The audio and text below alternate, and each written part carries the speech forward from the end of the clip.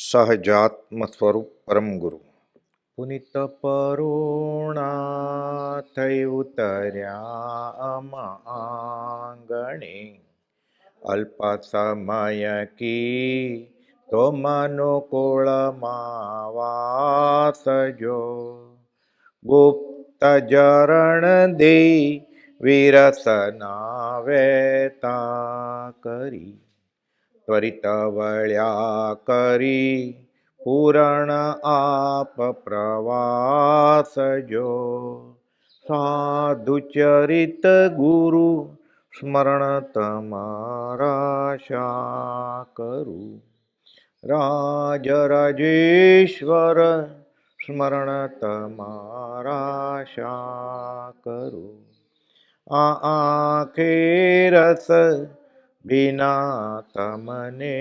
બાળિયા અનુભવ નંદન વનના વિરલ વિહારી જો બાકી જ્યાં ત્યાં હૃદય વિહીન નજરે પડે શુષ્ક જીવન સરી તાપુરમાં સંસારી જો સાધુ ચરિત ગુરુ સ્મરણ તમારા શા કરું મેં ગરુડા આણ્યા અમ ઉરમરુ ક્ષેત્રમાં ટૌકી સ્વર્ગીય રૂડા રાગ મલ્લાર જો નવ પલ્લવતા અર્પી જીવન બાગમાં કીધા અમને ઉન્નત અધિક ઉદાર જો સાધુ ચરિત ગુરુ સ્મરણ તમારા શા કરું રાજ રાજેશ્વર સ્મરણ તમારા શા કરું વિસ્મરણનો ક્ષણ એક નથી અવકાશ જો સાધુ ચરિત ગુરુ સ્મરણ તમારા શા કરું વિસ્મરણનો અવકાશ જ નથી. આજે કેટલી વાર યાદ કર્યા તો હું ભૂલ્યો જ નથી. યાદ કરવાની ક્યાં વાત છે? વિસ્મરણનો અવકાશ જ નથી તો યાદ કેટલી વાર કર્યા ગણવાની ક્યાં વાત છે? હું ભૂલ્યો તો એમ કહે ને 5 વાર 25 વાર. વિસ્મરણનો અવકાશ જ નથી. છોટાલાલ હરજીવન લીંબડી ઠાકોરના અંગત મદદનીશ, ઉપનામ રાખેલું સુશીલ, એને પોતાનું કવિતા રચે. પરમ ગોપાલનો દેહ વિલય હોય ને ત્યારે જાહેર મેળાવડા થાય. એના પ્રમુખ સ્થાને ગાંધીજી હોય, ઉમાશંકર જોશી હોય, કાકા કાલેલકર હોય, બધા મોટા મોટા સમાજના પ્રતિષ્ઠિત માણસો હોય અને ગોપાલ વિશે બધા બોલે. છોટાલાલ હરજીવનને બોલવાની વાત આવી કે તમે બોલો. એણે સ્વરચિત કવિતા બોલ્યા. પંડિત લાલન હતા ત્યારે પ્રમુખ સ્થાને. એ કહે છે કે છોટાલાલ હરજીવન આ બોલ્યા અમદાવાદમાં કોચરબમાં. બધાની આંખમાંથી આંસુ જાય કે પુનિત પરુણા થઈ ઉતર્યા આમ આંગણે અલ્પ સમય 33 વર્ષનું આયુષ્ય ખાલી. 10 વર્ષ તો બાળપણમાં, 10 વર્ષ મુંબઈમાં, વધ્યું શું? છેલ્લા 3 વર્ષ શરીર નાદુરસ્ત. કેટલો સમય કે એમાં સ્વ પર કલ્યાણ કરીને ગયા કે બધાની આંખમાંથી આંસુ જાય. ચૈત્રવદ પાંચમને દિવસે સુશીલ પુનિત પરુણા સ્મરણ તમારા શા કરું. મોંઘેરા મહેમાન હતા, મનુકુળમાં અલ્પ સમય રહ્યા, તમે વયા ગયા.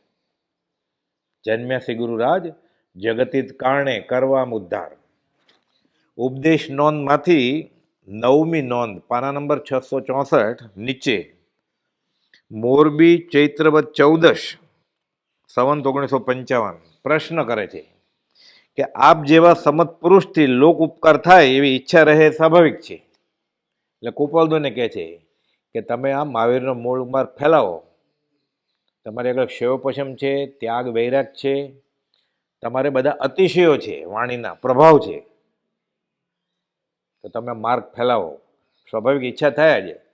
દેવકનજી મહારાજે પછી તો લખે પત્રમાં, ડુંગરસિંહ ગોસળે પછી લખે સૌભાગભાઈને કહીને કે લખો કે ગોસળીઓ કહે છે કે પડી મેલો બધું સૌભાગભાઈ રાખે, તમે પડી મેલ છો તો અમે બે, હું ને ગોસળે બે પડી મેલ છું એટલે છોડી દેશું સંસારે.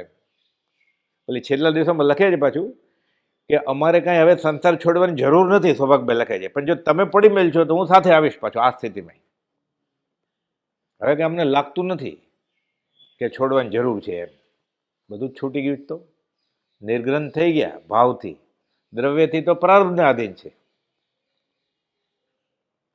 એટલે કુપાલ બે પત્રમાં અલગ અલગ રીતે લખે છે, દેવકીની મહારાજ કરતા અનંત ગણી ઈચ્છા છે. જેવી ઈચ્છા દેવકીની મહારાજને છે કે તમે દીક્ષા લ્યો અને માર્ગને પ્રભાવ ન કરો, એના કરતા અમને અનંત ગણી અને ડુંગરસિંહ ગોસળિયા કરતા અસંખ્યાત ગણા ભાવ છે અમારા. એટલે સૌભાગભાઈ એ રીતે ઘણા બધા આગળ છે કે દેવકી મહારાજ એવા ભાવ કરી કરીને કેટલા કરે, એના કરતા તમારા અનંત ગણા ભાવ છે એમ. અને ગોસળિયા કરતા અસંખ્યાત ગણા ભાવ છે. એટલે સૌભાગભાઈની દશા કેવી હશે? સત્સંગી હતા ગોસળિયાના. કુપાલદેવ કહે છે સૌભાગભાઈના દેહ વિલય પછી, આર્ય સૌભાગની અંતરંગ દશા અને દેહ મુક્ત સમયની છે. એ મુનિઓ તમારે વારંવાર અનુપ્રેક્ષા કરવા યોગ્ય છે. બાર ભાવના ભાવે ને એમ તમારે ભાવના ભાવવાની કે મને સૌભાગભાઈ જેવું મરણ હોય એમ. કોને? પ્રભુજીને. પછી તો પ્રભુજી છેલ્લા દિવસોમાં જાહેરમાં કહેતા રજોરણ ઊંચું, અમારે મૃત્યુ મહોત્સવ છે, અમને કુપાલદેવે કહી દીધું છે તમારે સૌભાગભાઈ જેવું મરણ થવાનું છે. અમારે શાનો ડર? એટલે સૌભાગભાઈ કેવું મરણ કર્યું હશે કે જે પ્રભુજીને દાખલો લેવાનું કહ્યું કુપાલદેવ. બે ફાટ દેહને આત્મા અલગ અનુભવાય છે. આ દેહનો ભાગ ને આ આત્માનો ભાગ.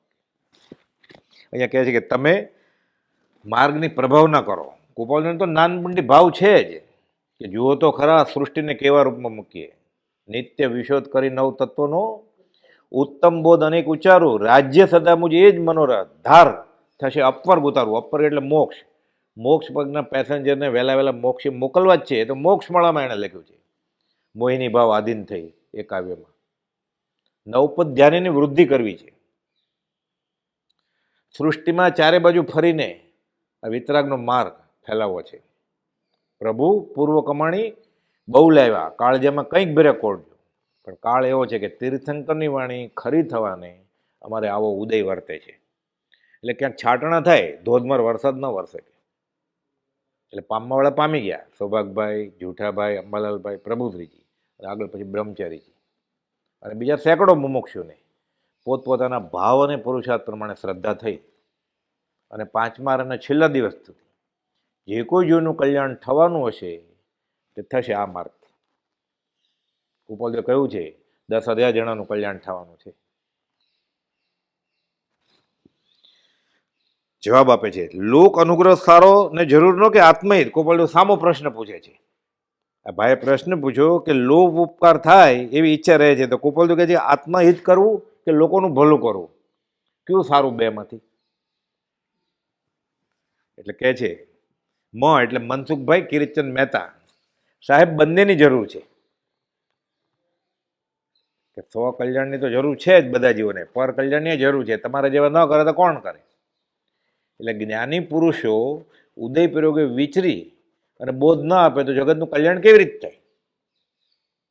એટલે કુપાલદેવે 18મા પત્રમાં લખ્યું છે, પોતાની બધી વાત કરી કે અમારી આગળ આટલી શક્તિ છે.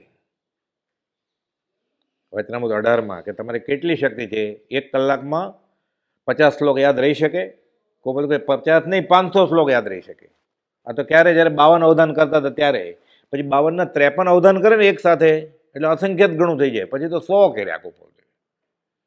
તો કેટલી શક્તિ હશે? કે હું કે મારા વખાણ નથી કરતો, આપ પડાય તમે પૂછ્યું એનો હું જવાબ આપું છું.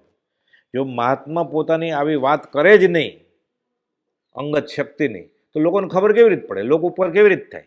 એટલે કોકને તો કહેવું જ પડે.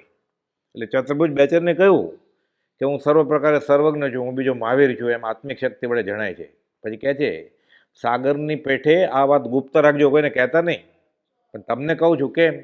જો એને ઈચ્છા હોય તો ધર્મ પ્રભાવનામાં ચતુર્ભુજ બેચર કામ આવે. સૌભાગભાઈને કહ્યું વૃદ્ધમાંથી યુવાન થાજો અને આ વાર્તાના અગ્રેસર થાજો. સૌભાગભાઈ કલ્યાણ કરી ગયા. અંબાલાલભાઈને પત્ર લખ્યો 167મો, સાથે ત્રિભુવન માણેકચંદને કિલાભાઈ કે જાઓ ધર્મજના અંબારામ પાસે, એને કહો કે વ્યવહારમાં બેઠા જ્યારે વિતરાગ છે અને મુક્તાત્મા છે, એ પત્રમાં કુપોલદેવ 14 વાર લખ્યું છે કે હું જ્ઞાનાવતાર છું. એ ધર્મજના અંબારામ તો જે થાય, પણ અંબાલાલભાઈને તો ખબર પડી જ ગઈ કે આ ઝવેરી નથી, આ વિતરાગ છે, આ મુક્તાત્મા છે. એટલે અંબાલાલભાઈનું કામ થઈ ગયું અને જગતને અણમોલ ભેટ આપી વચનામૃત. એટલે શ્રીમદ એટલે કુપોલદેવ કહે છે, શ્રી હેમચંદ્રાચાર્યને થયા 800 વર્ષ થયા. એટલે હેમચંદ્રાચાર્ય મહારાજ શ્વેતાંબરના આચાર્ય, ધુરંધર આચાર્ય, કળીકાળ સર્વજ્ઞ કહેવાય છે. 800 વર્ષ પહેલા થયા. શ્રી આનંદનજીને થયા 200 વર્ષ થયા. પછી 600 વર્ષ પછી આનંદનજી મહારાજ થયા, એ પણ શ્વેતાંબર આમનેના. શ્રી હેમચંદ્રાચાર્યએ લોક અનુગ્રહમાં આત્મા અર્પણ કર્યો, લોકોનું ભલું કરવામાં, કે ગમે તેમ કરીને હું આ વિતરાગના માર્ગની પ્રભાવ ન કરું. એટલું બધું કર્યું કે કુમારપાળ રાજા પ્રભાવિત થયા. કુમારપાળ રાજાને રાજગુરુનું બિરુદ આપેલું અને શ્રાવક ધર્મ અંગીકાર કરેલો, ત્યાં સુધી કે કુમારપાળ રાજાના 16,000 ઘોડા ગળેલું પાણી પીવે. અમારી પ્રવર્તન. ગૌશાળા કેમ હોય? એ ધનેડા ઘર હતા, એટલે અનાજ વીણે ને લોકો, ઘઉંમાંથી ધનેડા નીકળે એ અલગ કપમાં રાખવાના અને પછી પાંજરાપોળમાં મૂકી આવવાના. ધનેડા મારીને તડકામાં નહીં નાખી દેવાના. આવી દયા. કે એમ નહોતું કે જે આમ નહીં કરે ને ફાંસીની સજા, એવો પ્રભાવ હોય પછી. અને એના ગુરુ હેમચંદ્રાચાર્ય માનેલા. એણે એ બોલતા હેમચંદ્રાચાર્ય મહારાજ એમ કહેતા, એને જીભે સરસ્વતી રમતી. એટલે 52 જણા લખે લૈયા. 1-2 લખે તો ભૂલ પડે અથવા અધૂરું લખાય. 52 જણા બોલતા. અને કુપોલદેવ વખાણ્યા છે એટલે પતી ગઈ ને વાત. પછી શ્રી હેમચંદ્રાચાર્યને થયા 800 વર્ષ થયા. શ્રી આનંદનજીને થયા 200 વર્ષ થયા. કુપોલદેવ આનંદનજી મહારાજનું એ સિદ્ધાંત જ્ઞાન કે તીવ્ર હતું, એને એમ કહ્યું છે. શ્રી હેમચંદ્રાચાર્યએ લોક અનુગ્રહમાં આત્મા અર્પણ કર્યો. શ્રી આનંદનજીએ આત્મહિત સાધન પ્રવૃત્તિને મુખ્ય કરી. પહેલાં તો એને એવા ભાવ હતા હેમચંદ્ર મહારાજ જેવા કે હું કલ્યાણ કરું, પણ લોકો ઝીલી શકે એવા નહોતા. પણ આગળ આવશે આમાં. શ્રી હેમચંદ્રાચાર્ય મહાપ્રભાવક, બળવાન ક્ષયોપશમવાળા પુરુષ હતા. જેવા ક્ષત્રિય અને ઠાકોર રાજા શા માટે ભળે? જૈન ધર્મ અંગીકાર કરે. એમાં વાત એવી છે, બોધ પણ માનતા પાછા. ઘેબર ખાતા એ, અને ઘેબર ખાતા પહેલા માંસાહારી હતા કુમારપાળ રાજા. એટલે હેમચંદ્ર મહારાજને કહે છે કે મને માંસાહાર તો કરવો જ પડે, મને બહુ ભાવે. એટલે હેમચંદ્ર મહારાજે નુસ્ખો અજમાવ્યો કે તને હું એવી સ્વાદિષ્ટ વસ્તુ એના કરતાં સારી આપું તો કહું તો હું છોડી દઈશ માંસ. વચન આપે છે તો કે તું ઘેબર ખા. હેમચંદ્ર મહારાજની આજ્ઞાથી ઘેબર ખાવા માંડ્યા. પછી તો મહારાજ તો વિહાર કરે, ફરતા ફરતા પાછા આવ્યા. કેમ છે મહારાજ એમનું પૂછ્યા, કેમ તબિયત પાણી કેમ છે, ધર્મકરણી શું ચાલે છે, કાંઈ વાંચન ચાલે છે, આચરણમાં કાંઈ આગળ વધ્યા? તો કહે છે કેમ ચાલે છે? તો કે ના, હું માંસાહાર ખાતો જ નથી, મેં ભૂલ નથી કરી, નિયમ પાળું છું. પણ તમે મને કહ્યું છે ને હું ઘેબર ખાઉં છું, કે મને એમાં એવો સ્વાદ આવે છે. એટલે ઘેબર ખાય છે એમાં એને માંસાનો સ્વાદ. હેમચંદ્ર મહારાજ કહે છે હવે ઘેબર નહીં ખાતો. ભાવ તો શું છે એના ઘેબર ખાતી વખતે? કે હું આ જ ખાઉં છું. છેલ્લે તો ભાવે કર્મબંધ છે ને, શારીરિક ચેષ્ટા ઉપર નહીં. કર્મબંધની અને મોક્ષની વ્યવસ્થા આત્માના ભાવ ઉપર છે. કે તો ખાતી વખતે એમ જ થાય છે કે હું આ સ્વાદ લઉં છું. એટલે સ્વાદ તો એને ભાવ એ જ છે કે હું માંસનો સ્વાદ લઉં છું. એ પણ છોડી દીધું, પછી ઘેબરે છોડી દીધું. એવા આજ્ઞાકીત હતા. ઘોડાને ગળેલું પાણી પીવડાવે એટલે મહારાજ ક્યાં ત્યાં ઊભા રહેવાના હોય કે સજા કરવાનો હોય ને? આ તો જૈન સાધુ હતા. વિચરે ઉદય પ્રયોગ.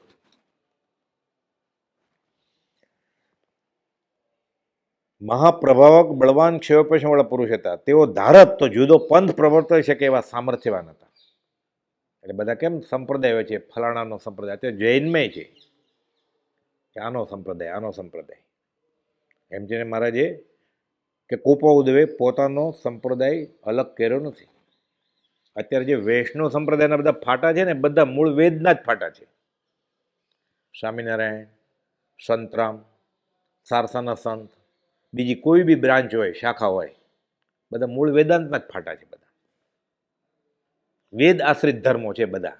જૈન અને બૌદ્ધ સિવાયના બધા ધર્મો વેદ આશ્રિત છે. મૌલિક નથી અલગ અલગ ફાટા.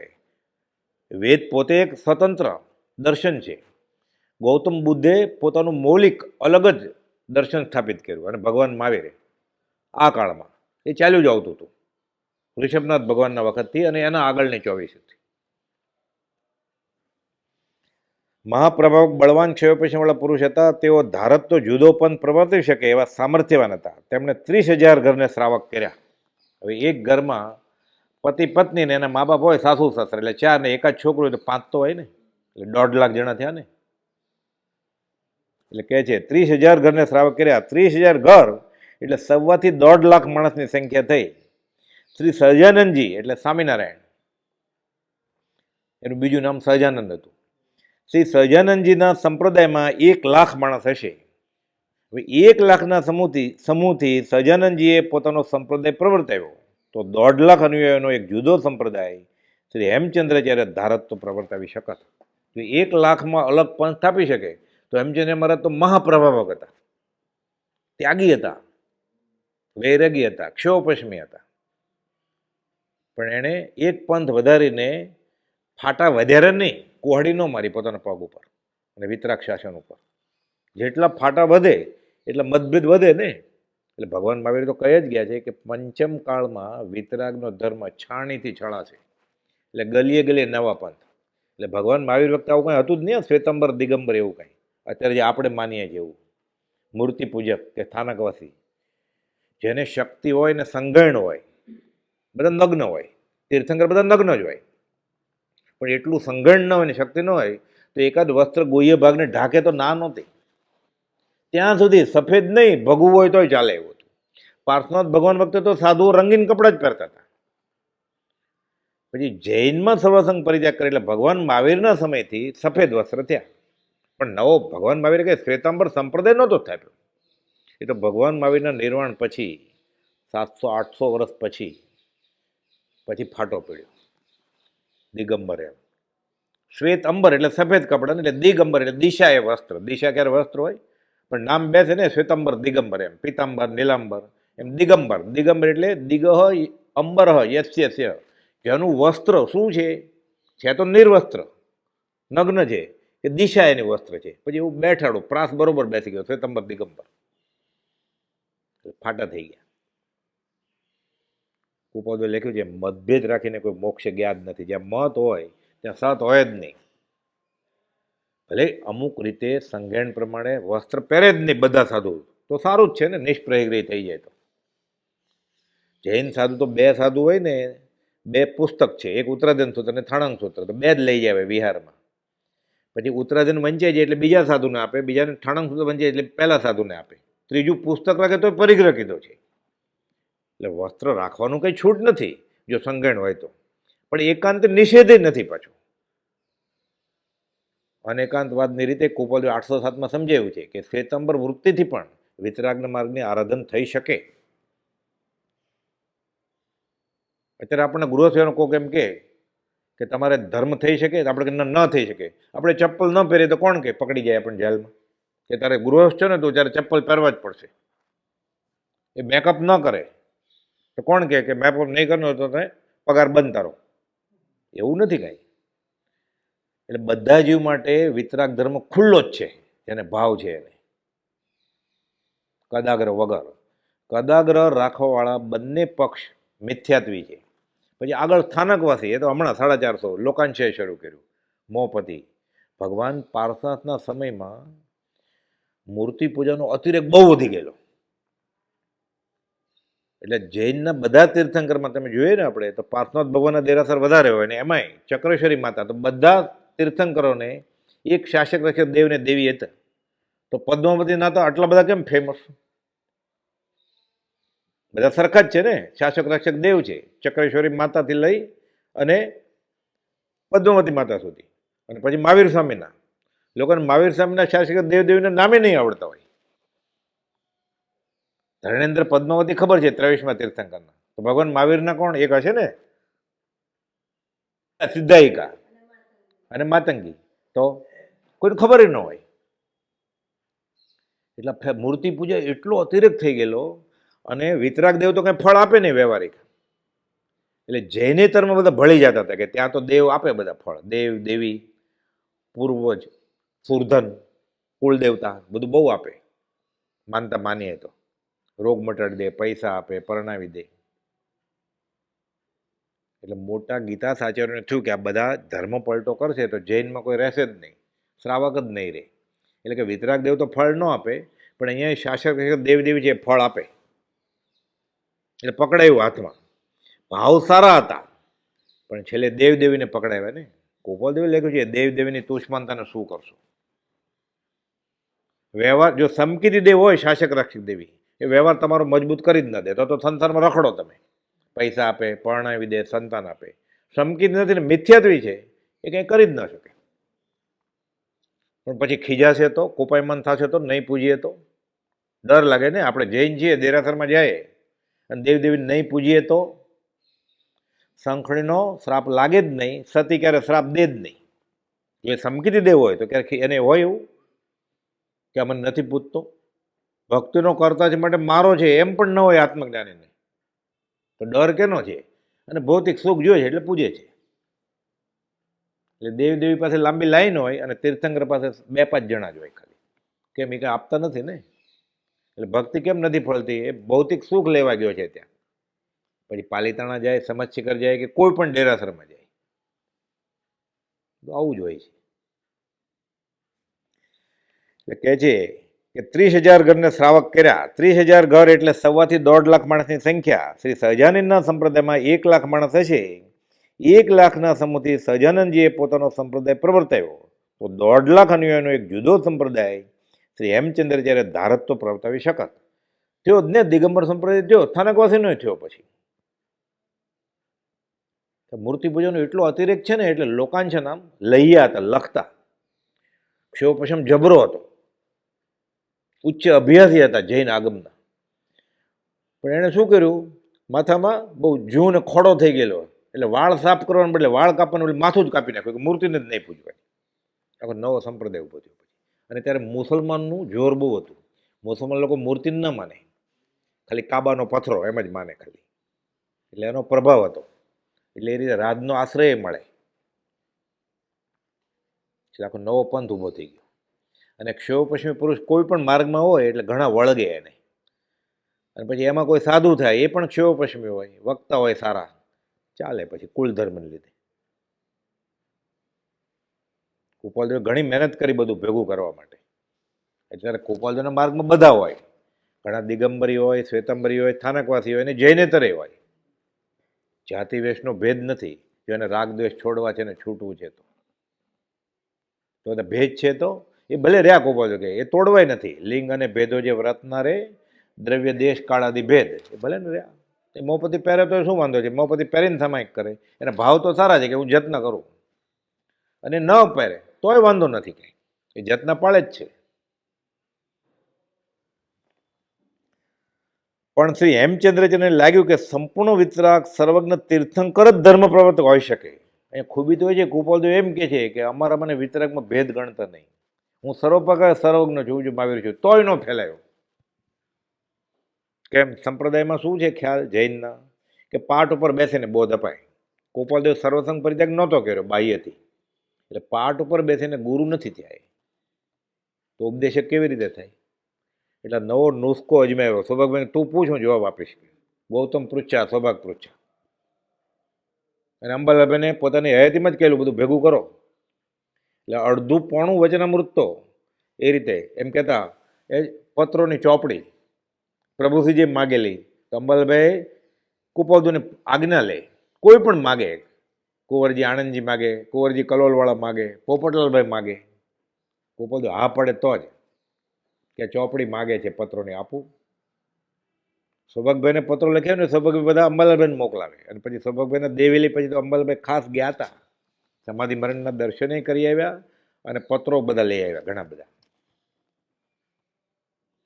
ગોપાલદેવ જ કહેતા હતા કે અંબાલાલ બધું ભેગું કરે એમ હયાતીમાં. તો ગણધર બધું ભેગું કરે ને, તીર્થંકર બોલે, એટલે અંબાલાલે ગણધર તુલ્ય કામ કર્યું છે. એટલે ગોપાલદેવને ખબર જ હતી કે આ ગ્રંથ આગમ તરીકે બહાર આવશે. જો ન ખબર હોય તો વચનામૃતનો પહેલો જ પત્ર, ગ્રંથારંભ પ્રસંગ રંગ ભરતા, તમે કયો ગ્રંથારંભ શરૂ કર્યો છે? ત્યારે તો ક્યાં બધા પત્રો હતા જ, આત્મસિદ્ધિ નહોતી, 6 પદનો પત્ર નહોતો, અને 1000 પત્રો ક્યાં હતા? તો પહેલા જ પત્રમાં લખે છે ગ્રંથારંભ પ્રસંગ રંગ ભરવા કોડે કરું કામના. એટલે એને ઈચ્છા છે કે હું એક ગ્રંથ બનાવું છું, એનો આ પહેલો પાઠ લખું છું. પછી પાછળથી બીજા ઉમેરાણા 999,000. બીજા ઘણા બધા આમાં નથી એવા પણ છે. અમુક વ્યવહારની વાત હોય અથવા રેવાશંકરભાઈ સાથે એવી વાત હોય કે પ્રભુશ્રીજી કે સૌભાગ્યભાઈને કંઈક સલાહ આપી હોય, એ બધા કાઢી નાખ્યા છે.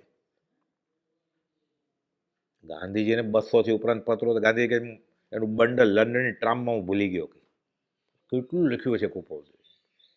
મોક્ષમાળા તો લખી 3 દિવસમાં. એવડો જ મોટો બીજો ગ્રંથ કાવ્યમાં નમી રાજર્ષિ ઉપર લખેલો.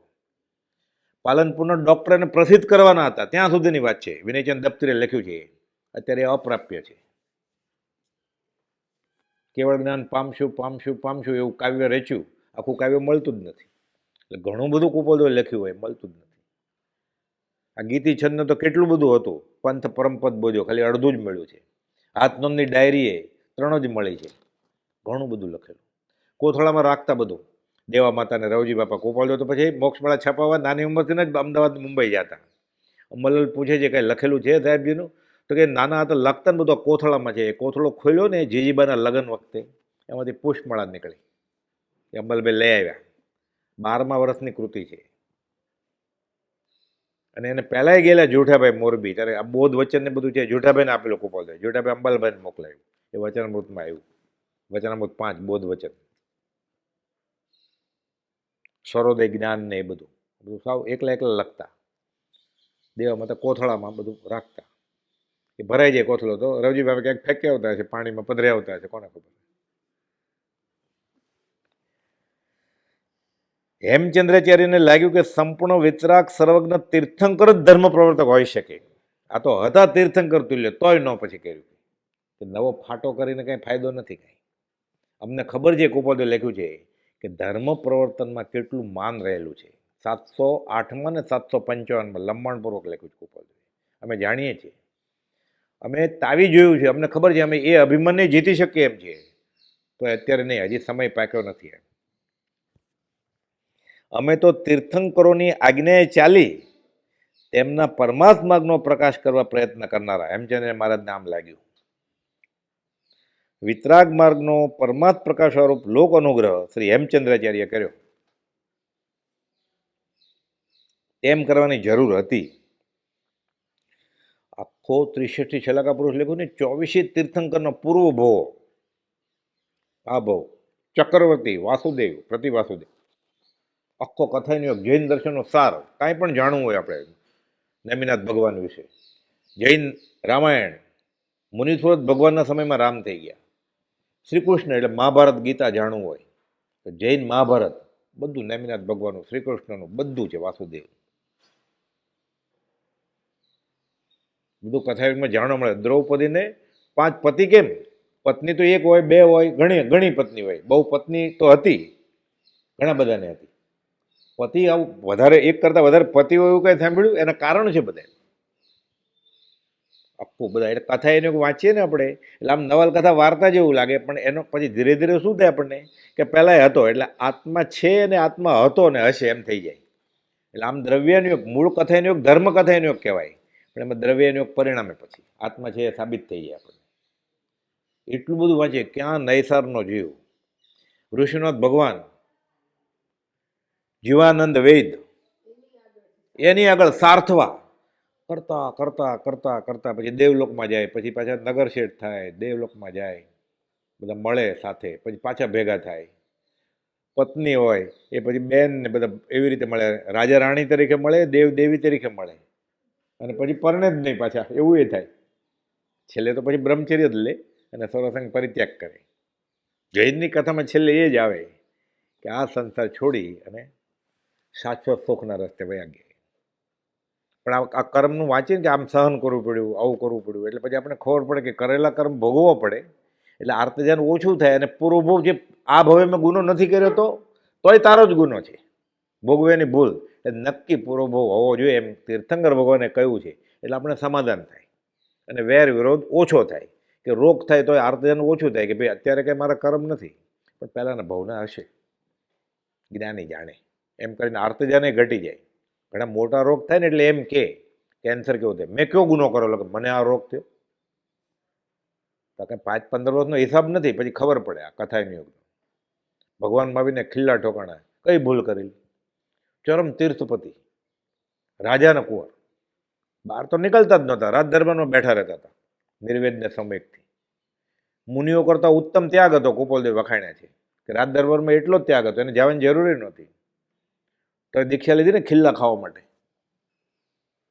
જૈન દર્શનની ખૂબી છે, પોતાના તીર્થંકર છે એના એક ગુના જે થયેલા અજ્ઞાન દશામાં એ વર્ણવ્યા છે. બીજે બધા વખાણ જ કરેલા છે ભગવાનના, ભગવાન માને છે એના ગુરુજીના. અહીંયા ઋષભમાં ભગવાન કે મહાવીર સ્વામીએ કે ભૂલ કરેલી, કુપોલદેવ પોતે લખે છે 300 કોઈનો દોષ નથી, અમે કર્મ બાંધ્યા છે, અમારો દોષ છે. આ ખૂબી છે જૈન ધર્મની, કે ચોપડો ખુલ્લો છે, આ છૂટવાનો રસ્તો છે, આ બંધાવાનો રસ્તો છે, એ જીવ તને જેમ ગમે એમ કર.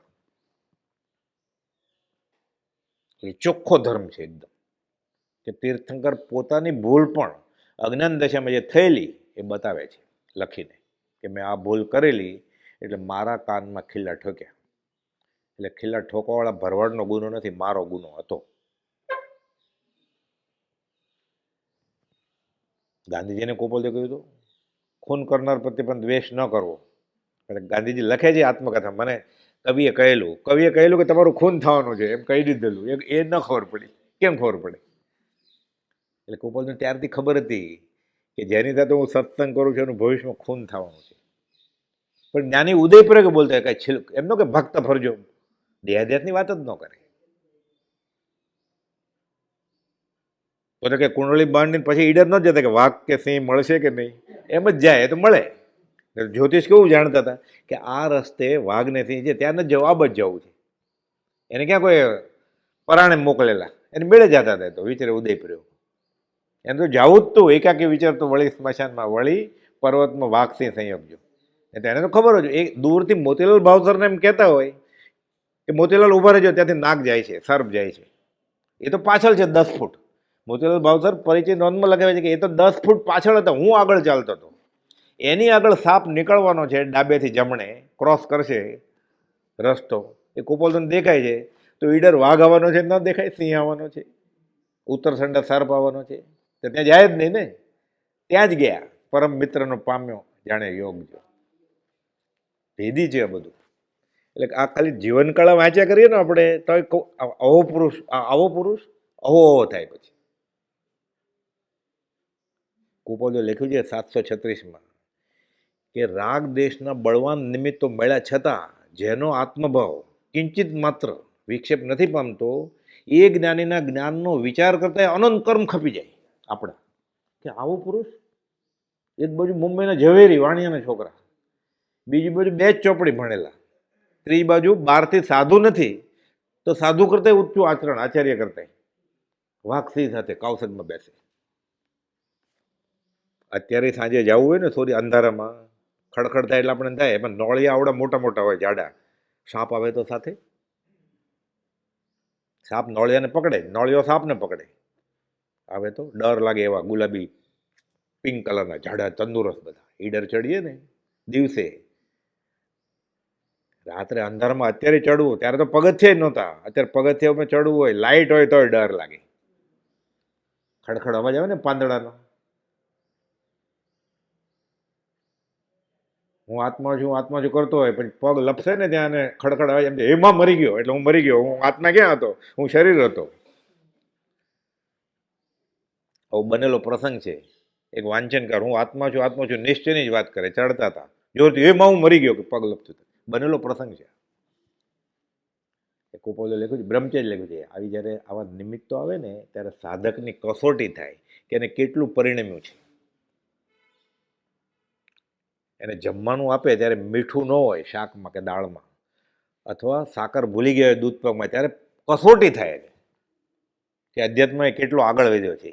એ મીઠું નખાવે કે સાકર નખાવે ન નખાવે એ બીજી વાત છે. એને ત્યારે શું થાય છે એ પ્રમાણે ખબર પડે કે એને આત્મજ્ઞાન છે કે નહીં, એને સમકિત છે કે નહીં, કે હું આત્મા છું એને બુદ્ધિથી એ મનાયું છે કે નહીં. વિતરાગ માર્ગનો પરમાર્થ પ્રકાશવારૂપ લોક અનુગ્રહથી હેમચંદ્રએ કર્યો એમ કરવાની જરૂર હતી. વિતરાગ માર્ગ પ્રતિ વિમુખતા અને અન્ય માર્ગ તરફથી વિષમતા, ઈર્ષ્યા આદિ શરૂ થઈ ચૂક્યા હતા. કુપોલે લખ્યું છે વેદ અને જૈનને જન્મથી જ વેર છે, ઈર્ષ્યા કરે. પોપટલાલ મોક્ષને કહેલું અમદાવાદમાં કુપોલે ભીમનાથની જગ્યામાં કે જગત પુણ્ય અને ગુણનું દ્વેષી છે, ઈર્ષ્યા થાય કારણ વગર, એ હરીફ હરીફ માની લે એનો. ધર્મમાં તો ખાસ થયું થાય કે આટલા બધા જ્ઞાની અને બહારથી ગૃહસ્વાસમાં છે પાછા. અને ધર્મની પ્રભાવના થાય ને એટલે હેમચંદ્રાચાર્ય મહારાજને કુમારપાળ રાજાએ ગુરુ માનેલા પછી તો. એટલે બ્રાહ્મણ પંડિતોને બોલાવતા એટલે બધા બ્રાહ્મણને ઈર્ષ્યા થવા માંડી. એટલે આ લોકો સ્નાન નથી કરતા, આ લોકો ગંદા હોય, આ લોકો કપડાં નથી ધોતા, બધું બહુ ભરાવે. તો કુમારપાળ રાજાને સજા આવી ગઈ હતી કે આ મારા ગુરુ. પછી કેવી રીતે હવે એને શ્રદ્ધા તોડાવડાવી? હેમચંદ્ર મહારાજને તો એને આરાધ્ય ગુરુ માની જ લીધા. એટલે આ બધાનો દુકાન બંધ થવા માંડી. એટલે સોમનાથ મંદિરનું ઉદ્ઘાટન હતું. રાજાને ચડાવે છે કે તમે ગમે એટલું માનો, આ તમારા ગુરુ છે ને તમારું આ ફંક્શન જ્યારે ઉત્સવ હશે ને ત્યારે બગાડશે, કે આવશે નહીં. અને કદાચ આવશે તમે બહુ કે તમને સારું લગાડવા માટે. તો જૈનના સાધુ હોય એ ક્યારે દેવ દેવીને માથું નમાવે નહીં. એટલે એ માથું નહીં નમાવે, તમારે ભલે તમે આની પ્રતિષ્ઠા કરાવડાવવાના હો. કુમારપાળ રાજા કે આવે જ, મને વિશ્વાસ છે મારા ગુરુમાં. તો કે નહીં આવે, જોજો. પછી તો બધી આખી લાંબી કથા છે અને ખરેખર ગોઠવ્યું એવું આખો રસાલો જાય છે. એમ છે મહારાજને કે તમારે આવવાનું છે. એમને કે હા આવીશ ને, સોમનાથની પ્રતિષ્ઠામાં, શંકરની મૂર્તિની પ્રતિષ્ઠામાં. જૈન સાધુને જવાય? હું આવીશ કે. બ્રાહ્મણ કે ખોટું બોલે છે, રાજાને કહે છે હમણાં કાં તો આવશે જ નહીં ને આવશે ને એ માથું નહીં નમાવે, છેલ્લે અપશુકન કરશે કે. કુમારપાળ રાજાને વિશ્વાસ છે કે મારા ગુરુ જે છે એ મને દગો નહીં દે. જાય છે બધા બ્રાહ્મણો, તો બધી વિધિસર પૂજા કરે છે એની રીતે, બ્રાહ્મણની રીતે. એમ છે મારો નંબર આવ્યો કે હવે નમો.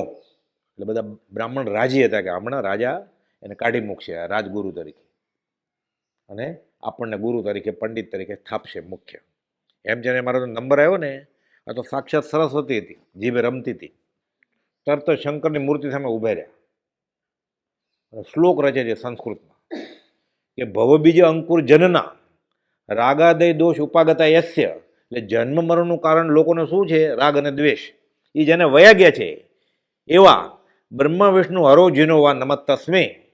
જો તારો રાગ દ્વેષ વયા ગયા હોય તો તું બ્રહ્મા હો, વિષ્ણુ હો, મહેશ હો કે વિતરાગો, હું તને નમસ્કાર કરું છું. રાગ દ્વેષ ના ગયા હોય તો હું તને નમસ્કાર કરતો જ નથી. તો પંડિત શું સમજે? નમસ્કાર કરે પછી આવી રીતે. કુમારપાળ કહે છે કે હું નમસ્કાર કરું છું, જો એ વિતરાગ હોય તો. એ વિતરાગ નથી તો મારા નમસ્કાર એને છે જ નહીં. સપને વિચાર્યું હોય આ બ્રાહ્મણ પંડિત હોય કે આવો શ્લોક બનાવશે આ સાધુ, એટલે નમ્યા નથી. એ નમ્યા છે કોને? વિતરાગને. સહજ આત્મ સ્વરૂપ પરમ ગુરુ. ગમે તે માથું નમાવે ને. એટલે એવા સંજોગો પેદા થાય. હવે છોકરી પરણીને સાસરે જાય, સાસુ સસરા દબાણ કરે, જેઠ જેઠાણી લાગ અહીંયા નમસ્કાર કર, તો છૂટાછેડા ન લેવાય કે પહેલા દિવસે, પહેલા અઠવાડિયે. ધર્મ એમ નથી શીખવાડતો કે ક્લેશ કરો. તો મનમાં જાપ કરવાનો, સહજ આત્મ સ્વરૂપ પરમ ગુરુ. એ ખરા દિલથી કરતા છે ને પુણ્યનો બંધ પડે. 5-15 દિવસમાં, 2-4 મહિનામાં, 6 મહિના, વર્ષમાં બધું બદલી જાય. થોડી મહેનત કરવી પડે અને શ્રદ્ધા ટકાવી રાખવી પડે. આ તો ગંગા જાય તો ગંગાદાસ ને જમના જાય જમનાદાસ. શ્રદ્ધા ઢજુ પોતે શંકામાં ગળકા ખાતા હોય તો પછી કેવી રીતે પ્રભાવ ના કરી શકે? એટલે અડગ શ્રદ્ધા જોઈએ તો ફળ મળે છે. કુપોદવે રામ મંદિરમાં, ત્યાં વવાણિયામાં સાથે પોપટલાલ મંજી હતા, બીજા સંન્યાસીઓ માટે બોધ આપવા ગયેલા. એ સંન્યાસી તો વયા ગયેલા. પછી ઠાકરસિંહ, સૌભાગભાઈના ભાણા, એટલે સૌભાગભાઈની દીકરીનો દીકરો પગે લાગે છે બધી મૂર્તિને. સૌભાગભાઈ ડુંગરસિંહ ગોસ્વામી લહેરાભાઈ સમાગમ હતો કે જૈનના શ્રાવકે દેવદેવીને નમે નહીં. આ તો સાચા જૈન શ્રાવકની વાત છે, શ્રાવિકાની. નમે છે એને શ્રાવક કહેવાય જ નહીં. તો કુપોલદેવ તમે કેમ નમસ્કાર કર્યા વવાણીયામાં? કુપોલદેવ કહે છે કે એ સત્સંગ માટે અમને બોલાવે છે. સંન્યાસીઓ વેદાંતના ત્યાં આવે છે અને વિતરાગની વાત સાંભળે છે. એ સીધા અમે નીકળી છે, કોઈ હતું તો નહીં જ કે. એટલે કોઈને ખોટો સંદેશો જે એવું કંઈ છે નહીં. તું ને હું બે જ છીએ કે. એ મારે જે જોયું કે નમસ્કાર કરે છે એટલે કે કોક જીવનું મારી વાત સાંભળીને કલ્યાણ થતું હોય એટલે હું નમસ્કાર કરું છું. આપણને આ ખબર હોય? આ બધું નાની ઉંમરે પાછું. એ ઠાકરસિંહ સૌભાગભાઈની દીકરીને દીકરા એટલે ગોપાલ તો જેવડી જ ઉંમર હોય ને એની, 44 વર્ષ મોટા હતા સૌભાગભાઈ, બે સરખે સરખા. તો ગોપાલ આવું આવું ભાણા એમ કે એને તો નવાઈ લાગી કે સરખે સરખા ભાણો કે જ મારે મારી જેવડા છે. તો કે સૌભાગભાઈનો ભાણો એટલે અમારો ભાણો જ કહેવાય કે તું. એ પરિચય નોંધ આપી જાણે હસ્તલિખિત કે મેં પૂછ્યું આગળ મોક્ષ હોય? તો કે હોય. ચંદ્ર પ્રજ્ઞતિમાં લખ્યું છે હોય. ભગવતી સૂત્રના આધારે ન હોય, ચંદ્ર પ્રજ્ઞતિ સૂત્રના આધારે હોય. આ કાળમાં તને વધારે ખબર ન પડે કે હું સૌભાગભાઈ સાથે વાત કરું ને ત્યારે તારે બેસવાનું. હસ્તલિખિત નોંધ છે બધી ઠાકરસિંહ. અમારું ગમે તેમ થાઓ, આ માર્ગનું રક્ષણ થવું જોઈએ, એ પ્રકારે તેમને સ્વ અર્પણ કર્યું. પણ આમ તેવા જ કરી શકે. પછી તો હેમચંદ્ર મહારાજનો દેહ છૂટ્યો ને ત્યારે સ્મશાન યાત્રામાં કુમારપુર રાજા ગયેલા. ખરોખરો કરે છે કે આ એ તો કે મરે જ નહીં, સમકીથી આત્મદર્શની હતા કે એટલે એને મોત ને જીવન થાય શું ફરક છે? મને એનું દુઃખ નથી કે એને દેહ છૂટ્યો, મને એ જ દુઃખ છે કે જૈન સાધુ હતા, મારા ઘરે એને અન્નનો દાણો કે પાણીનું ટીપું લીધું નથી. રાજ અન્ન લે નહીં જૈન સાધુ. 40 કે 60થી વધારે રસોઈ થતી હોય ત્યાંથી વરાવે નહીં, તૈયાર 4 ખાનાનું ટિફિન કાજે પૂરણપોળી બનાવી લઈ જાય, એમ ન ચાલે. લેવાવાળો ને આપવાવાળો બંને ગુનેગાર છે. ઉદ્દેશિક આહાર કહેવાય. 10 વૈકાલિકમાં, નંદી સૂત્રમાં, થાણાંગ સૂત્રમાં બધે લખેલું છે. આ ઉદ્દેશીને તમે સાધુને ઉદ્દેશીને અમુક આઈટમ બનાવો ને કે હું લઈ જાઉં છું પૂરણપોળી કે આખા ભીંડાનું શાક, અસંખ્યાત કાળ રખડે. આધ્યાકર્મી કહેવાય. આમ નામ આધ્યાકર્મી છે જૈન સાધુ. આધ્યાકર્મી કે આખા કર્મ બંધાય, લેનાર અને આપનાર બંને. પછી શું થાય? આપણને અભ્યાસ ન હોય ને સાચી શ્રદ્ધા ન હોય એટલે બધા કરે છે તો બધે નીચેની ટિકિટ લીધી છે. બધા કરે છે કરવું જ ને, બધા કરે છે કરશે નીચે જશે. ગોપાલદેવ 702માં લખ્યું છે લોક સમુદાય કોઈ ભલો નથી થવાનો. બધા કરે છે લોક સંજ્ઞા છે. જીવ જગતના અભિપ્રાય પામીને બોધ પામ્યો છે વસ્તુનો, જ્ઞાનીના અભિપ્રાયથી નહીં. જે જીવ જ્ઞાનીના અભિપ્રાયથી બોધ પામશે એ જ છૂટશે. બધા કરે છે એટલે કરે છે ને એટલે નીચે જશે. આધ્યાકર્મી ગુનો છે. શ્રાવક કોને કહેવાય? અમને ખબર નહોતી તો ખબર નહોતી એના બદલામાં તો સંસાર ભેટમાં મળ્યો. ખબર પડી ને જગેતાથી સવાર.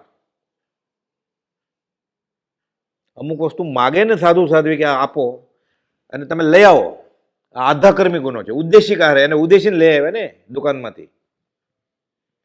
બાળકુળની ગોચરી એમ છે કે સામે વરાવા જાય છે સાધુ, તમને ખબર પડી વરાવા આવે એના માટે પાપડ શેકો તમે આપો, અધોગતિએ જવું પડે.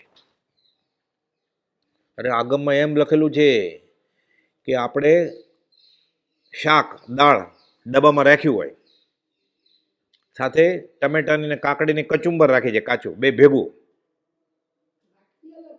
વાટકી અલગ છે, ખાલી ડબ્બો એક છે, ચેત અચેત અને વરાયું ભાવથી. જૈન સાધુને વરાયું ને પૂંટો થશે, દેવલોકમાં જાય, ઉચ્ચ ઘરે અવતાર મળે મનુષ્ય દેહનો. આયુષ 10 જ વર્ષ હોય ખાલી. બાળ મરણના કારણોમાં લખ્યું છે. કેમ? તો કે ચેત સાથે અચેત આડે વરાવેલું એટલે મનુષ્યનો અવતાર મળ્યો, કરોડપતિને ઘરે જન્મે, રૂપાળો. આપણે કહીએ ને બોર્ન વિથ સિલ્વર સ્પૂન, સુખી હોય બધી રીતે. 9 વર્ષે 10 વર્ષે એક્સિડન્ટ નથી થતા, મરી નથી જતા. કે કમોત લ્યુકેમિયા થાય 10 વર્ષે કે મરી ગયા, એક્સિડન્ટ થયો, કરંટ લાગ્યો, શોક લાગ્યો. બાળ મરણનું એક કારણ એ છે કે સર્વસંગ પરિત્યાગી વિતરાગી સાધુને ચેતને અચેત મિશ્ર કરેલું વરાયું હોય. ચેતવું પડે. એટલે ગોચરીના નિયમ વાંચવા પડે. લેનાર ને આપનાર બંને માટે નિયમ છે. આપણે આપનાર માટે વાંચવા પડે. લેનાર લેનારનું જાણે, આપનારે આપનારનું જાણવાનું. તું તેરી સંભાળ, આપણે આપણું સંભાળવું પડે. એટલે દાન દાન કોને કહેવાય? સહેલું નથી. સર્વસંગ પરિત્યાગી વિતરાગના સાધુના પાત્રમાં એક દાણો જાય ને અન્નનો ભાવથી એ જીવ છૂટી જાય. પણ આત્મજ્ઞાની હોય તો, નહીં તો અનંતકાળ રખડવું પડે. એક વાટકા ખીરથી, માગેલું દૂધ, માગેલા ચોખા, માગેલી સાકર, જો શાલીભદ્ર થવાતું હોય. પણ દાનની કિંમત અને દાન લેનાર અને આપનાર કોણ છે? સ્વરૂપ સ્થિત ઈચ્છા રહિત વિચરે પૂર્વ પ્રયોગ અપૂર્વ વાણી પરમ સ્રોત એવો હોય એ આત્મજ્ઞાની સાધુ એને વરાવો તો બીજાને નહીં વરાવવાનું. કુપાલજી કહ્યું તારે ઘરે સાધુ આવે તો વરાવવાનું ના નથી એકાંતે, ઉદ્દેશિકાહાર નહીં.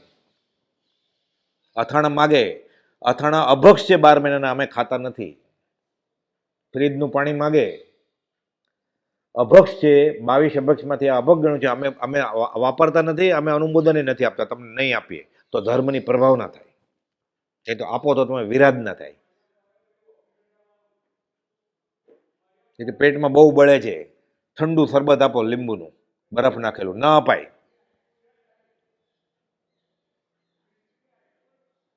જે આત્મઘાતી ગુનો નથી પેટમાં બળવું, એ શરીરનો રોગ છે. એ કેમ સહન કરો આગમમાં લખેલું છે. એના ગુરુજીને પૂછે, એના ગુરુજી જ મગાવ્યું છે તો એના ગુરુજીને પૂછે, નહીં તો એ જ્ઞાની ગમ્ય. બધા નિયમો છે. આપનાર તો દંડાશે બરોબર. આપણે લેનારને શું થાય આપણે કાજી નથી બનવું, આપનાર તો દંડાશે.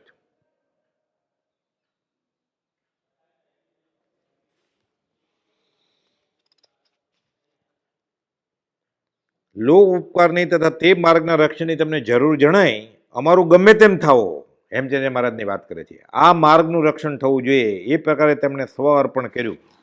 પણ આમ તેવા જ કરી શકે, તેવા ભાગ્યવાન મહાત્મ્યવાન ક્ષોપશમવાન જ કરી શકે. જુદા જુદા દર્શનોનો યથાવત તોલ કરી ત્રાજવે તોળ્યા બધા. અમુક દર્શન સંપૂર્ણ સત્ય સ્વરૂપ છે, ગોપાલજીએ આ જ કરેલું, એવો નિર્ધાર કરી શકે તેવા પુરુષ લોક અનુગ્રહ પરમાત્મ પ્રકાશ આત્મા અર્પણ કરી શકે, બધા ન કરી શકે. એણે ત્રિશેષી શલાકા પુરુષ તો લખ્યું, હેમ વ્યાકરણ લખ્યું છે, યોગશાસ્ત્ર લખ્યું છે, બધો સાર જૈન દર્શન. શ્રી હેમચંદ્રાચાર્યએ ઘણું કર્યું. શ્રી આનંદનજી તેમના પછી 600 વર્ષે થયા. એ 600 વર્ષના અંતરાળમાં બીજા તેવા હેમચંદ્રાચાર્યની જરૂર હતી. વિષમતા વ્યાપ્તિ જતી હતી, કાળ ઉગ્ર સ્વરૂપ લેતો જતો હતો. એટલે બીજા બધા સંપ્રદાયના ક્ષયોપશ્મી આચાર્યો બધા એસ્ટાબ્લિશ થઈ ગયા. અને 600 વર્ષના ગાળામાં જૈનમાં કોઈ એવા ધુરંધર આચાર્ય થયા જ નહીં. એટલે બધા જૈન ધર્મ છોડીને અન્ય ધર્મમાં ભળવા માંડ્યા. કોઈ એવો પ્રભાવ હોય તો ખેંચાય ને. એટલે બધા અહીંયા તો બધું ફળે મળે છે ને આનંદ આવે છે, 5 ઇન્દ્રિયો પોષાય છે, દોરા ધાગા મંત્ર તંત્ર બધું મળે છે. અનાદિકાલથી જીવ વ્યવહારિક સુખનો જ ભિખારી છે. એટલે કે એવા કોઈ આચાર્ય થાય ક્ષયોપશ્મી. એક વખતે હેમચંદ્રાચાર્ય મહારાજને એવો વિચાર આવેલો, એમ કથાનકમાં છે, કે હું બધા જૈનોને ચમત્કાર ફોરવી રીધી સીધી ફોરવીને એક એક ટુકડો સોનાની લગડી આપી દઉં, કે વિતરાગને માનતા હોય એને. નક્કી જ હતું. એટલે બધી રીધી સીધી પ્રગટેલી હતી કે કાલે સવારે બધાને હું જે જૈન હશે બધાને આપી દઈશ. એમ કહેવાય છે કે એ રાત્રે પછી આકાશવાણી થઈ, તું સર્વસંગ પરિત્યાગી સાધુ છો, તું આ શું કરો છો? તો બધાને તું પૈસાવાળા કરી દઈશ સોનાની લગડી આપીને, તો કર્મનું શું થશે? લાભ અંતરાય કર્મનો ઉદય હોય જેને, એને ઓછા પૈસા હોય, દારિદ્રતા હોય, એને અંતરે વયો જશે, એ પૈસાવાળા હોય. તારે કર્મ બદલાવા છે લોકોને, કે ખાલી વિતરાગમાંની પ્રભાવના કરવી છે. આ આકાશવાણી થઈને માંડવાળ કહ્યું એને સવારે. એટલે વિતરાગનો દીક્ષિત થયેલો સાધુ જોશ જોવાના કામ કરે નહીં, ચોઘડિયા મુહૂર્તના. વિતરાગનો દીક્ષિત થયેલો સાધુ દવા દારૂ ઓસડિયાના કામ કરે નહીં, દોરા ધાગા ન આપે કે આ લ્યો એટલે રોગ મટી જાય, આ લ્યો એટલે કિડની સારી થઈ જાય, આ લ્યો એટલે હાર્ટ એટેક મટી જાય. રોગ મટાડવા માટે વાસ્કેપની પડીકી ન આપે કે આઈસીસીમાં જાજો ને ઓશિકા નીચે મૂકજો આ પડીકી. દર્શન આવણીય કર્મનો બંધ પડે, વચનામું 368માં લખ્યું છે. જ્ઞાની પાસે એક પણ વસ્તુ ઈચ્છી, 368માં પત્ર સૌભાગભાઈને કુપાલ લખ્યું છે, દર્શન આવણી અને કર્મનો બંધ. જ્ઞાન આવણી નહીં, દેખાશે જ નહીં કાંઈ. કક્કો કેવી રીતે શીખશે પછી? એને વાંચતા લખતા જ નહીં આવડે. દર્શન આવરણીય, દેખાશે જ નહીં કાંઈ. મોટો ગુનો છે. તો કર્યું તો જાગ્યા ત્યાંથી સવાર, અનકાલથી કર્યું છે એટલે તો આ કાળમાં જન્મ્યા આપણે. આજે ખબર પડી ને, હમણાંથી જ બંધ.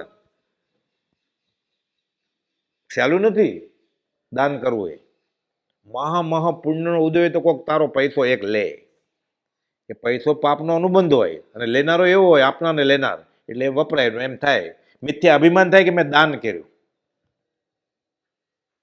દાન નથી કર્યું, પોતે પોતાના પગ ઉપર કુહાડી મારીને ઘોર ખોદે છે. 250 પત્ર છે આમાં. શોભકભાઈ ઝૂરતા હતા. કુપોલદેવ મચક આપી નથી, જ્ઞાની અન્યથા કરે નહીં. કડક શબ્દોમાં સમજાવ્યું કે રવજીભાઈના કુટુંબ માટે અમે કરીએ, તમારા માટે ન કરીએ. અમે વ્યવહારની વાત, દર્શન આવણીય કર્મ બંધ. તમે ક્યારે પછી અમને મળ્યા ને આ દશા, તો હવે શું થશે? આ માર્ગમાં આવ્યા, કુપોલદેવના મંદિરમાં આશ્રમમાં પગ મૂક્યો, શ્રીમદ રાજચંદ્ર મળ્યા, હવે આ કરશે, હવે ક્યારે છૂટશે? હજી તારા હાથમાં બાજી, કરી લે રાજને રાજી. છેલ્લો દિવસ બાકી છે ને તોય કરી લે, બદલી જાય કે મારી ભૂલ થઈ ગઈ, ક્ષમાપના બોલીને મરે, માફી મળી જાય. નહીં તો હારે લેતો જશે ગુના, અધૂરા કામ મૂકી જશે, થશે નવો અવતાર. ચેતી જવાનું છે. શ્રી વલ્ભાચાર્ય શૃંગારયુક્ત ધર્મ પ્રરૂપ્યો. વલ્ભાચાર્ય એટલે હવેલીવાળા, પુષ્ટિ માર્ગીય કહેવાય, પુષ્ટિ માર્ગીય.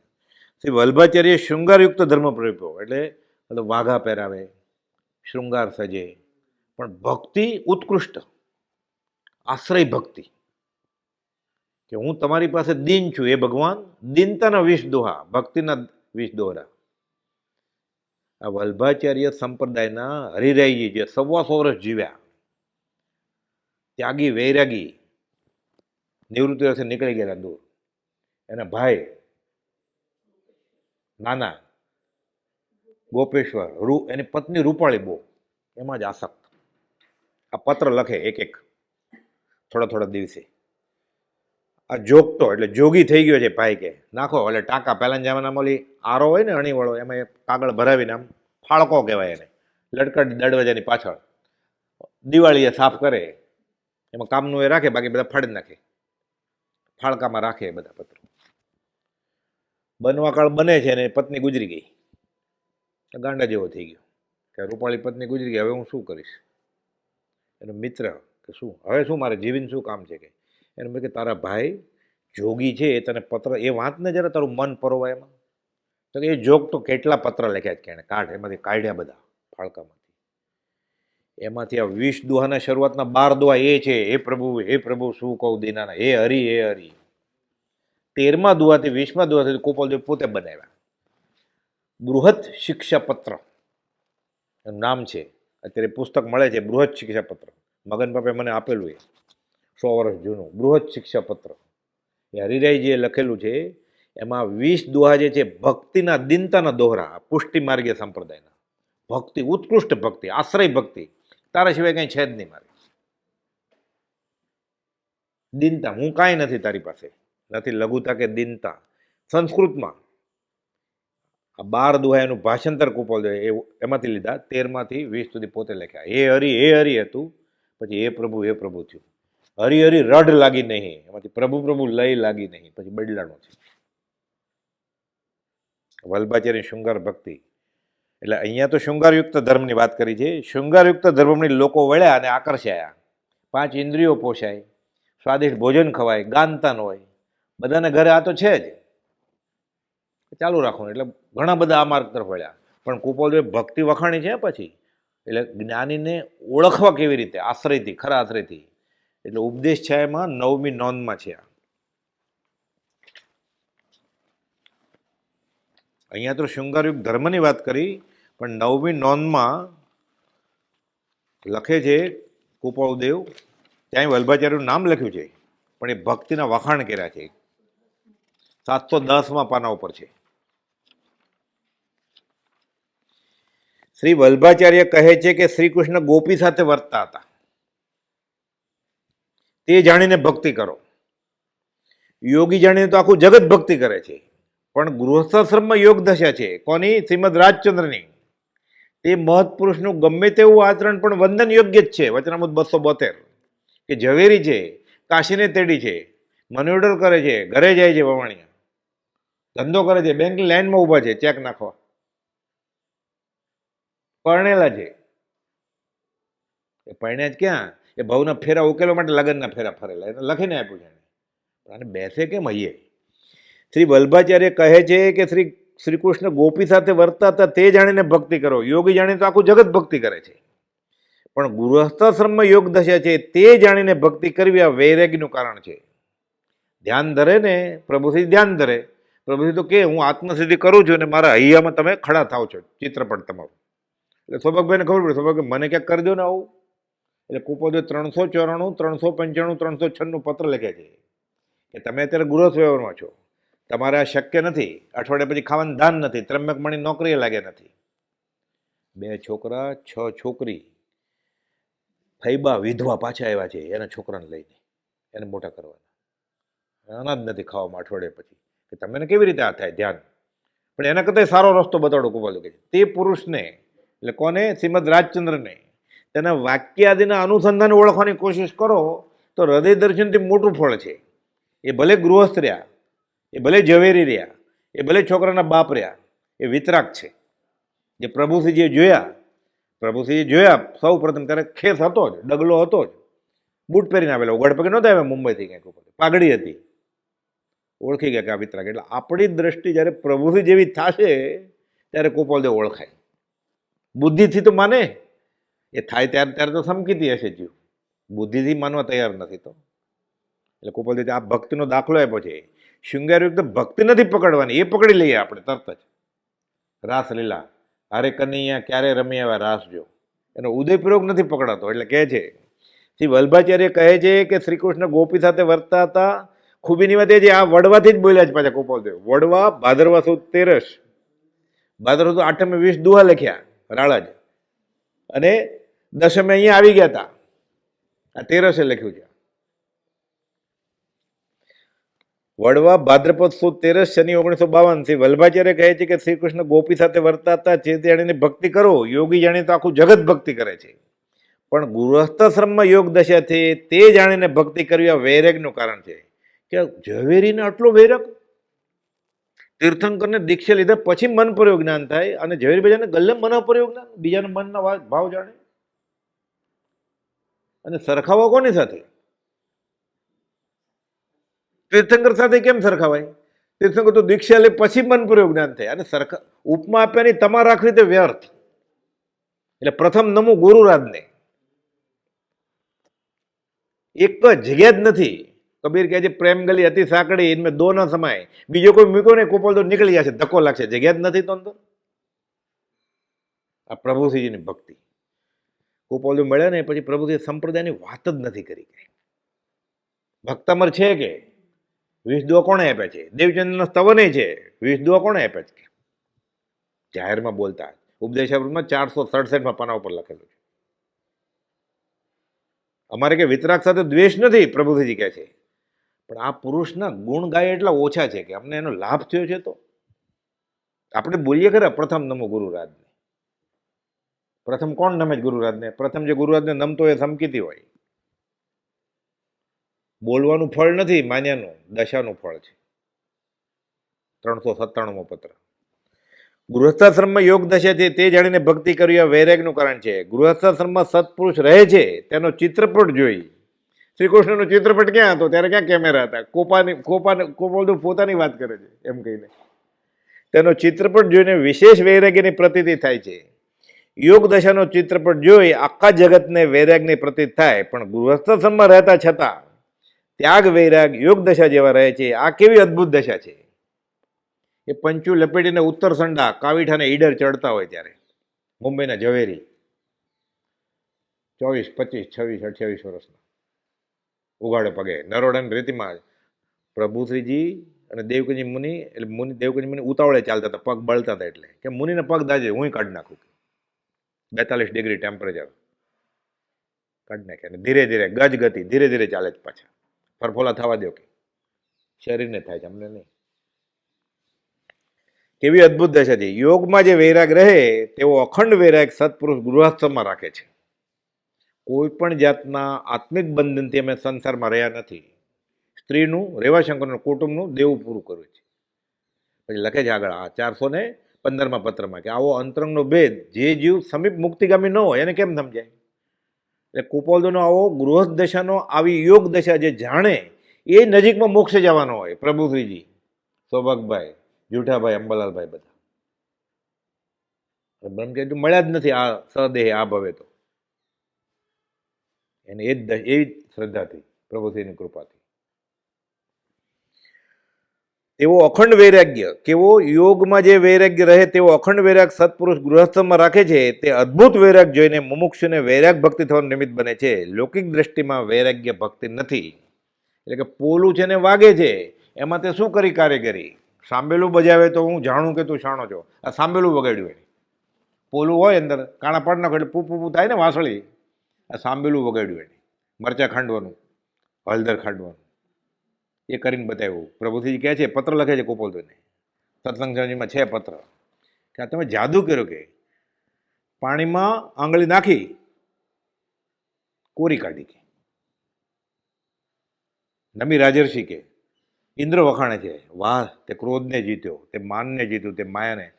એ તો ઋષિપણામાં કે સાધુ હતા. એને ક્યાં કાળોતરી કંકોત્રી કહેવાય? બધું છોડી દીધું, પત્ની, પતિ, સંતાન પછી ને. તમે તો આ ઋષિપણા કરતા વેપારી રીતે બહારથી ચડતી દશામાં. અહો શ્રી સદગુરુ આ રાજચંદ્ર સહજાત્મ સ્વરૂપ પરમ ગુરુ.